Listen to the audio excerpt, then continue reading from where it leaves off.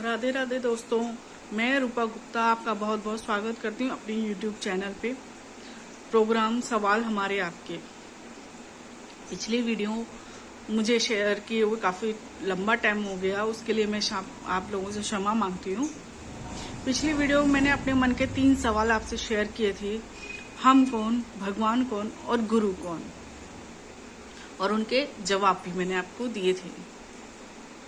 अब इन 3 सवालों के बाद जो मेरे मन में सवाल उठा वो ये था कि एक्चुअली में हम हैं कौन। क्या ये शरीर हम हैं? सभी जानते हैं कि हम आत्मा हैं। हमने अपने बुजुर्गों से सुना होगा कि हम आत्मा हैं। सत्य है कि हम आत्मा हैं, लेकिन उसके बावजूद हम अपने शरीर को अपना मान लेते हैं, जो कि हमारा है नहीं, जो एक समय पे हमसे छूटेगा ही। तो फिर हम कौन हैं? तो हमारी यात्रा चली स्वयं की खोज पर। जब स्वयं को जाना तो सबसे पहले हमने जाना इस शरीर को। ये क्या शरीर है? यह है स्थूल शरीर, जो 5 तत्वों से बना है।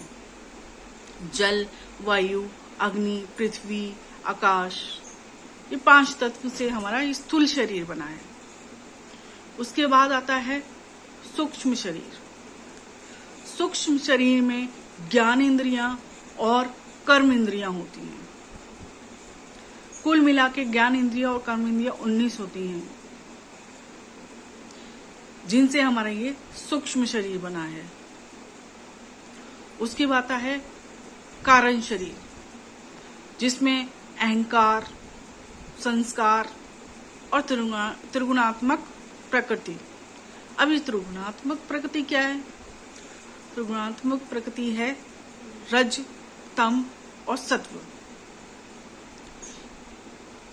इन 3 गुणों से प्राकृतिक गुण, जिसे हम कहते हैं त्रिगुणात्मक प्रकृति, इनसे बना है हमारा कारण शरीर। उसके बाद है हम स्वयं आत्मा, और आत्मा के अंदर ही विराजे हैं परमात्मा। तो ये थी हमारी स्वयं की खोज कि हमने स्वयं को जाना। चलिए जी, हमने जान लिया कि हम आत्मा हैं। तो ये शरीर जो कार्य करता है वो हम कर रहे हैं? नहीं, हम सिर्फ उसके साक्षी हैं। हम नहीं कर रहे हैं वो कार्य, वो ये शरीर कर रहा है। अब इसे करवा कौन रहा है? कोई तो शक्ति है ना जो इसको करवा रही है काम। बुद्धि, मन, है ना। अब कौन सी ऐसी शक्ति है? वो है चेतना शक्ति, जो है परमात्मा, है ना। उन्होंने हमें स्वतंत्र कर दिया कर्म करने के लिए कि तुम कर्म करो। अब हमारी बुद्धि और मन हमारे अहंकार और संस्कारों के हिसाब से हमसे कार्य करवाती हैं। उसमें अहम भूमिका होती है संग की। जैसा हम संग करते हैं वैसा ही हम कर्म करते हैं। अगर हम किसी ऐसे इंसान का संग करते हैं जो जुआ खेलता है, जो ड्रिंक करता है, तो एक टाइम के बाद उसकी संगति का असर हम पे भी पड़ता है, और उसके कारण हम ये पाप कर्म करने के लिए बाध्य हो जाते हैं। अगर यही संगति बदलकर संतों के साथ संगति कर ली जाए तो संत क्या करते हैं? हरि भजन करते हैं, हरि चर्चा करते हैं, हरि से प्रेम करते हैं। तो जब हम उनकी संगति करते हैं तो हम में भी ये गुण आ जाते हैं स्वतः ही। क्यों? क्योंकि हमने संतों का संग किया, इसलिए हमारे अंदर स्वतः ही ये गुण आ जाते हैं। हमें भी कहीं ना कहीं हरि से प्रेम हो जाता है। हमारे कान भी उन्हीं की चर्चा सुनना चाहते हैं, हमारी जीवा भी उन्हीं के गुणगान करना चाहती है। ये संगति का असर होता है। संगति हमारे जीवन में बहुत महत्वपूर्ण कार्य करती है।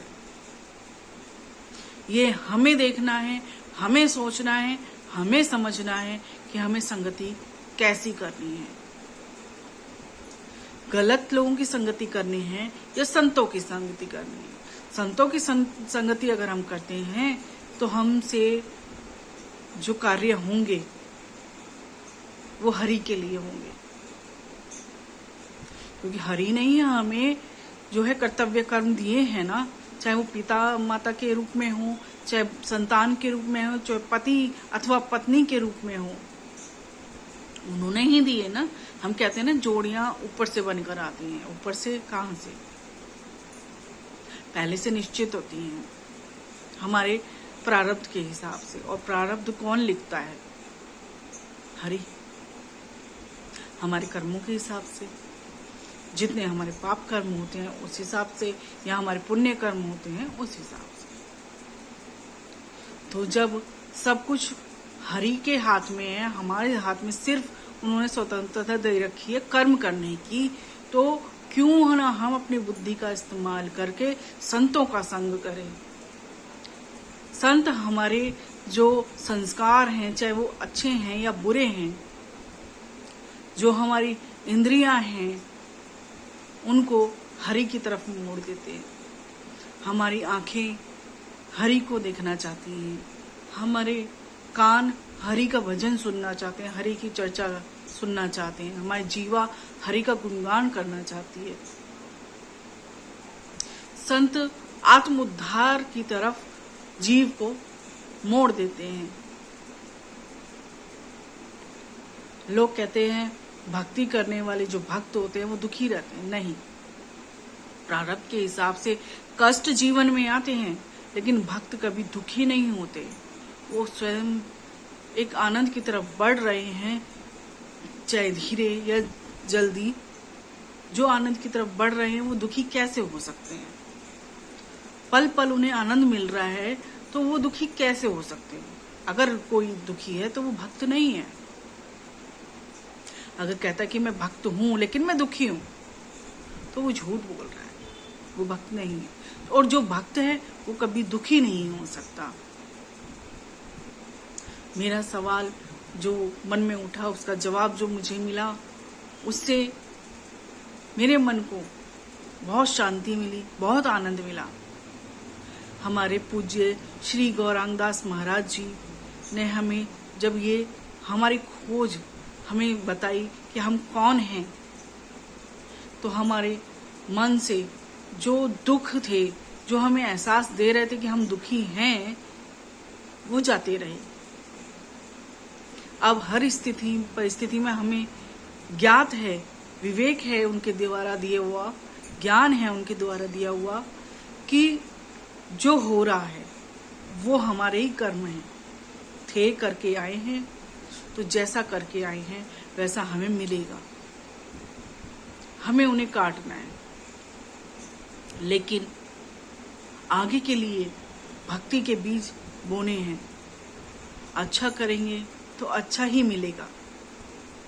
यदि हम वापस उन्हीं कर्मों को, बुरे कर्मों को करते रहेंगे, तो अगले जन्म में फिर वो हमें भुगतने के लिए जीवन लेना ही पड़ेगा। अब कौन सी योनि में लेना पड़ेगा, ये हमारे कर्मों पे डिपेंड करता है। जैसे कर्म वैसी योनि। तो अच्छा है कि हम हरि भजन करें। समय का अभाव है, तो जो भी कार्य आप कर रहे हैं हरि को समर्पित करके हर पल हर क्षण उन्हीं का स्मरण रखें। यही हरि भक्ति हो जाएगी। तो आज के लिए इतना ही दोस्तों।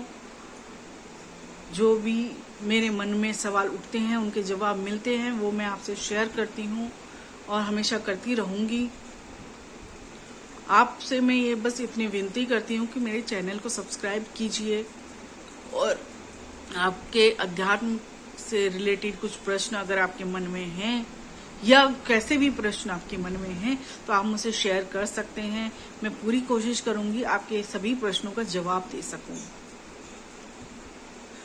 और जब भी आप प्रश्न कमेंट करके मुझे बताते हैं, मुझसे शेयर करते हैं, तो आपका नाम और कहाँ से आप हैं ये ज़रूर कमेंट में लिखिए, ताकि जब मैं आपके प्रश्नों का उत्तर दूं तो आपको पता रहना चाहिए, सभी को पता रहना चाहिए कि ये किसके प्रश्न थे।